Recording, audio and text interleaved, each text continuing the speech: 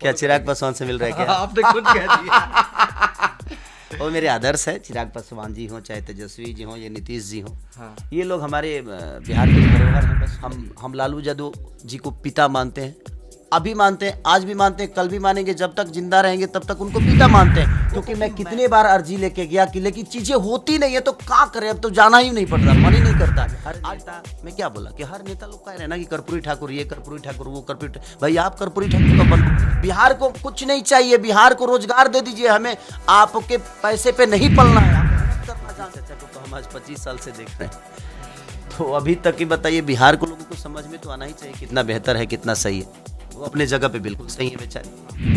नमस्कार, मैं हूं दिवांशु, आप देख रहे हैं न्यूज़ फोनेशन। इस वक्त हमारे साथ बात करने के लिए खेसारी लाल यादव हैं, जिनकी नई फिल्म जो है वो आ रही है, प्रेम की पुजारिन। बेसिकली क्या है इस फिल्म में?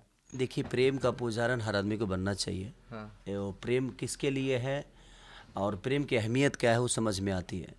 और उसी विषय पे हम लोगों ने काम किया है कि एक माने आदमी प्रेम में ही बिगड़ता भी है।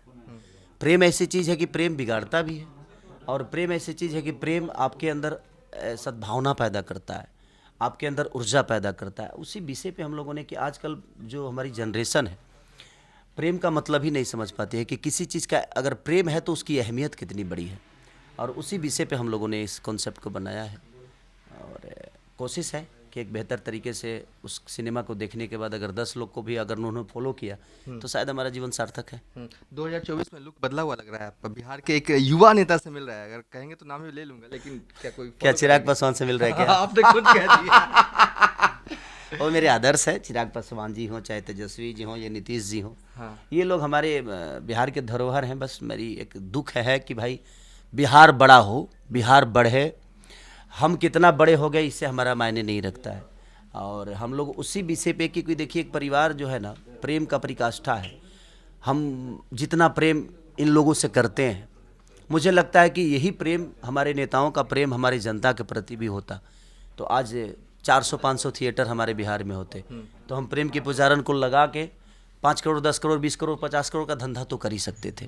और हम अगर जितना करते, जितनी चीज़ें हमें मिलती, उस हिसाब से उसी बिग बजट के साथ हम फिर से भोजपुरी। अब कोई आदमी 50 करोड़ अपने सिनेमा में लगाए और उसके लिए थिएटर नहीं मिलेगा तो सर 50 करोड़ क्यों लगाएगा? कोई भी आदमी यहाँ धंधा करने के लिए आता है ना, तो धंधा करने के लिए अब उसको लोग कहते हैं कि भोजपुरी के फिल्मों का बजट नहीं होता। कहाँ से बजट होगा? वो कमा नहीं पाता है तो कहाँ से बजट होगा? और कमाने के लिए तो जगह ही नहीं है ना। अब 50 थिएटर में आदमी क्या कमाएगा बताइए ना। अगर हम 50 थिएटर में लाख लाख रुपया का भी धंधा करते हैं तो 50 लाख सर, और उस फिल्म का बजट है 2.5 करोड़ रुपया, वो कहाँ से रिकवर करेगा? लेकिन वही अगर 500 थिएटर होते तो शायद हम 5 करोड़ में होते। आपने जिक्र प्रेस कॉन्फ्रेंस में किया था, मजाक में ही सही, मैं मुख्यमंत्री बनूंगा तो 500 थिएटर बनवाऊंगा। बिल्कुल। देखिए, एक बात बताएं, आज मेरी भूख पैसे कमाने की तो खत्म हो गई है। मुझे लगता है कि मेरे पास रहने के लिए घर नहीं था, और आज मेरे घर में रहने वाले लोग नहीं हैं, इतने घर हैं। मैं अपने परिवार बड़ा इसलिए करना चाहता हूं क्योंकि वो मेरा ही परिवार नहीं, मुझे लगता है पूरा बिहार मेरा, भोजपुरी समाज मेरा पूरा परिवार है। और ज़िंदगी में हर आदमी के अगर जीवन में ये चीज़ें आ गई कि ये पूरा समाज आपका परिवार है, तो मुझे लगता है कि आप अपने परिवार के लिए बेहतर सोच पाएंगे। एक चीज़ और, कर्पूरी ठाकुर को जिस तरीके से भारत रत्न दिया गया, आपने भी खुशी जाहिर की, कितने खुश हैं इस? देखिए, अगर एक महापुरुष को अगर रिजर्व, मैं वही तो चाहता हूँ सर कि जो कर्पूरी ठाकुर किए अपने बिहार के लिए, अपने भाषा के लिए, जो जेपी आंदोलन हुआ, वो सारी चीज़ें जो हुई, वो कहीं ना कहीं उन्होंने अपने राज्य के लिए सोचा, अपने भाषा को प्रमोट करने की, अपने भाषा की गरिमा को बचाने की जो भी कोशिशें थी उन लोगों ने किया। तब आज हम सारे नेताएं भी उनके गुण गा रहे हैं। भाई तो आप ऐसा क्यों नहीं कर पा रहे हो? आप भी करो, ताकि आने वाला जनरेशन आपको भी ऐसा ही अवार्ड से सम्मानित करने का कोशिश करेगा। और जो सरकार होगी वो आपके विचारधारा को दुनिया के सामने बताएगी कि आप, इनका विचारधारा ऐसे था। क्योंकि जो आया है वो जाना है, सुबह हुई है तो शाम होना है। तो आपको पता है जी, इस धरती से हमें यहाँ के पैसे सर यहीं खर्चे हो जाएंगे। वहाँ खर्चा करने के लिए ना, मुझे लगता है कि हमें बेहतर करना होता है, हमें समाज के लिए जीना होता है, हमें अच्छाइयों पे काम करनी होती है, तब वो पैसा वहाँ खर्चा होता है। तो वहाँ के खर्चा के लिए कुछ कमाना चाहिए। और मुझे लगता है कि जितना मेरी पेट भरी हुई है अभी, ऐसा नहीं है कि मेरा पेट भरा नहीं है। बच्चों के अच्छे पढ़ाई चल ही रहे हैं, माँ बाप के सेवा के लिए कोई ऐसा नहीं है कि प्रॉब्लम है। भगवान ने हर चीज़ अब दे दिया है। अब मैं कोशिश ये कर रहा हूँ कि मैं समाज के लिए कितना बेहतर कर सकता हूँ, लेकिन मेरा क्षेत्र ही अलग है। मैं कला क्षेत्र में हूँ, मैं नेता हूँ नहीं, और बनने का कोई ऐसा शौक भी नहीं है मुझे। लेकिन पॉलिटिक्स से अपडेटेड रहते हैं, आपका खबरों से अपडेट रहते हैं, आपकी सरकार चलेगी? आखिरी सवाल है मेरा ये। मेरी सरकार, तेजस्वी मेरी सरकार पूरी जनता है। मेरी सरकार जो है ना, मेरी जनता है। मैं किसी पार्टी की वजह से नहीं बड़ा हुआ हूँ। मुझे लगता है कि हर वर्ग के लोग, हर समाज के लोगों ने खेसारी को बेटा बनाया है। हमारे अपने समाज के लोग मुझे प्यार करते हैं, हर समाज के लोग मुझे प्यार करते हैं। और देखिए मेरी पहचान, हम लालू यादव जी को पिता मानते हैं, अभी मानते हैं, आज भी मानते हैं, कल भी मानेंगे, जब तक जिंदा रहेंगे तब तक उनको पिता मानते हैं। वो क्योंकि मैं मानता हूँ, जैसे हम राम को मानते हैं, हम कृष्ण को मानते हैं, हम गणेश जी को मानते हैं, हम शिव को मानते हैं, तो हम मानते हैं, हम मानते हैं, लेकिन मैं लालू जी को जानता भी हूँ। अच्छा एक बताइए, मुझे पता नहीं क्यों फील आ रहा है कि मैं आपसे बातचीत कर रहा हूँ तो कहीं ना कहीं आपको नेताओं ने ठगा है क्या? आप मेरे पास लंबे वक्त से मिलते रहे हैं, जिस बात मुद्दे को लेकर वो मुद्दे पूरे नहीं होते। हर नेता के पास जाते हैं भोजपुरी के लिए, लेकिन कोई सुनता नहीं है आपका, मैं देखिए खासकर थक बिहार चुका के हूँ। नेता। मैं सच पूछे तो मैंने सबसे पैरवी कर दी, सबसे कहा कि भैया एक चीज हो जाएगा, क्योंकि मेरी जो विषय है, ऐसा नहीं कि संगीत का विषय बुरा होता है। नहीं, अगर आप नहीं उठाएंगे इतने, तो कौन हाँ उठाएगा? इतने सारे, मैं जाके थक चुका हूँ भैया, अब से क्या बताऊँ। क्योंकि मैं कितने बार अर्जी लेके गया कि, लेकिन चीजें होती नहीं है, तो क्या करें, अब तो जाना ही नहीं पड़ता, मन ही नहीं करता। आज 500-700 थिएटर होते अपने बिहार यूपी में, तो आप सोच सकते हैं भोजपुरी का क्रेज क्या होता। मेरे कहने का मतलब मैं बेहतर सामान बना ही दूं भैया, और बेचने के लिए मेरे पास दुकान ना हो, वो जगह ना हो, तो मैं कहाँ बेचूंगा उसको। अच्छा 2024 में आपकी भूमिका क्या हो, क्योंकि आपसे कहीं ना कहीं बीजेपी वाले भी संपर्क करते हैं, आरजेडी वाले भी संपर्क करते हैं। आप प्रचार तो हालांकि पिछले बार आपने आरजेडी के लिए किया, क्या इस बार चेंज करेंगे या कि उसी पार्टी के लिए करेंगे? नहीं, मैं कभी भी बढ़ किसी जाती पार्टी है। के लिए नहीं किया। हाँ। मैं उस व्यक्ति के लिए किया जो व्यक्ति मुझे बुलाता है। मैं पार्टी विशेष आदमी हूँ ही नहीं। मैं एक विचारधारा मेरा ऐसा है कि देखिए, मुझे दुनिया क्या कहती है नहीं कहती है इस पर मैं फोकस नहीं करता।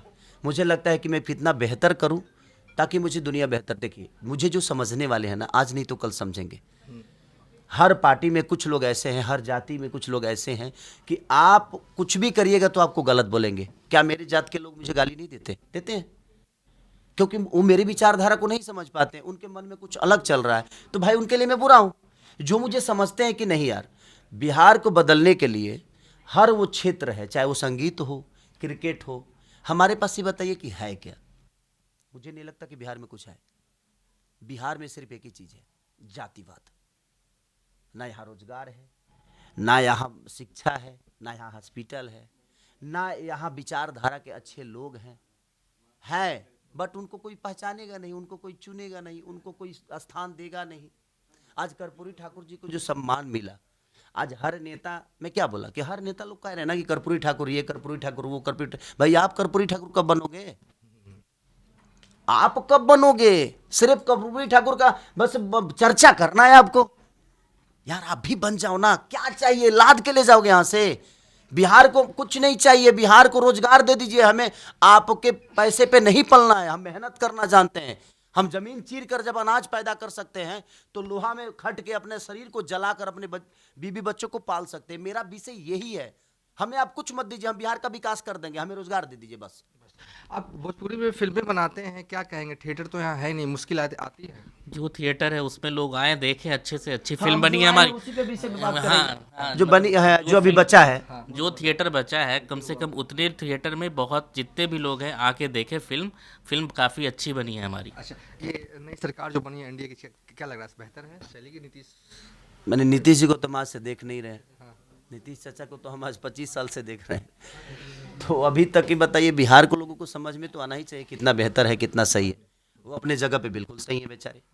उनको जो समझ में, बिहार को देखिए, जो समझ में आता है वो अपने हिसाब से अपने नेता चुन रहे हैं। मुझे कोई इतराज नहीं है, उनका अपना विषय है। मेरी जो क्षमता है एक संगीत में, मैं कोशिश कर रहा हूँ बेहतर सिनेमा करने के लिए, चाहे वो प्रेम की पुजारन हो, संघर्ष 2 हो, या फरिश्ते हो, या दुल्हन हुई जो पिया मन भावे हो, या हमारी आने वाली फिल्म जो है गॉड फादर हो, जो रंग दे बसंती हो। तो लगातार मेरी जो विषय है, तो मैं जिस क्षेत्र में हूँ मैं वहाँ विकास करने की कोशिश कर रहा हूँ। लेकिन विकास में तभी कर पाऊंगा जब सरकार सहयोग करेगी। वो इसमें भी मुझे सरकार की जरूरत है, ताकि आप थिएटर को जो बंद पड़े हैं कम से कम उसको सब्सिडी देकर खुलवा दीजिए। आप बिहार में सब्सिडी मत दीजिए, कम से कम हॉल बढ़ा दीजिए।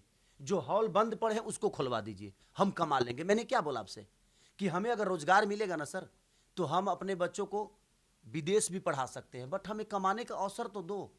हम गरीब कब तक दुनिया के घर में, आज हम 20,000 का महीना कमाते हैं तो सर 15,000 रूम रेंट से लेकर और खाना खुराक में तो हमें दिल्ली में भरना पड़ता है। तो आदमी 5,000 में अपने बच्चे के उज्जवल भविष्य का कामना कैसे कर सकता है? बीमारी हिमारी, शादी ब्याह, बहुत सारी परेशानियां, अपने खर्चे। तो एक आदमी कितना मजबूर, लेकिन वो घर से ड्यूटी करने जाएगा ना तो 15,000 ना रूम रेंट देना पड़ेगा और ना ही खाने के लिए सोचना पड़ेगा, क्योंकि वो 15,000 आपके घर में रहेंगे। तो कम से कम हमें रोजगार दो, हमें फैक्ट्रियां दे दो भाई। बिहार राज्य में टैक्स कितना है सर? कितना टैक्स है?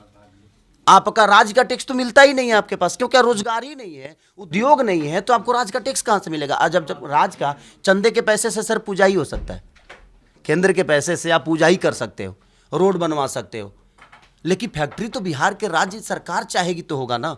आप लोगों को बुलाइए, आप मीटिंग करिए, लोगों को कोशिश करिए, उनको जमीन दीजिए, जगह दीजिए, क्योंकि वो आपके हित की चीज़ है, आपके बस की चीज़ है। अब खेसारी लाल यादव अपने मन से जो भी करता है वो तो मेरा विचारधारा है ना, चाहे मैं लोगों का मदद करूं, चाहे अनाथ बच्चों को पढ़ाऊं, चाहे जो भी करूं, वो मेरा विषय है, वो मेरे मन में है, लोगों के प्रति श्रद्धा है तो मैं करता हूं। तो ये श्रद्धा पैदा हर आदमी के अंदर हो जाए तो मुझे लगता है कि बदलाव बहुत जरूरी है, क्योंकि बदलने से इंसान डर में रहता है कि अगर हम नहीं करेंगे तो ये बदल देंगे, हम अगर नहीं करेंगे तो ये बदल देंगे। तो मेरे कहने का मतलब कि हमारे बेटे का भविष्य मैं सोच रहा हूं ना, तो सर मैं उसके लिए कमा रहा हूं, लेकिन अगर हम आपके बेटे के भविष्य सोचेंगे तो शायद हम अपने बेटे के लिए कहाँ कर पाएंगे, अगर हम आपके लिए सोचेंगे तो हम अपने पिता के लिए कहाँ कर पाएंगे। तो जरूरी ये है कि हमें बदलाव बहुत ज़रूरी है और नए जनरेशन को लाना बहुत ज़रूरी है। नई जनरेशन आएगी तो आज के सोच के साथ वो इस बिहार को भी डेवलप करेगी और बिहार के बच्चों को भी करेगी और बिहार के शिक्षा से लेकर हॉस्पिटल से लेकर रोजगार से लेकर हर चीज़ को, क्योंकि वो जब बाहर जाते हैं तो उनको पता है ये डेवलप कैसे होता है। तो मुझे लगता है कि बदलाव बहुत ज़रूरी है।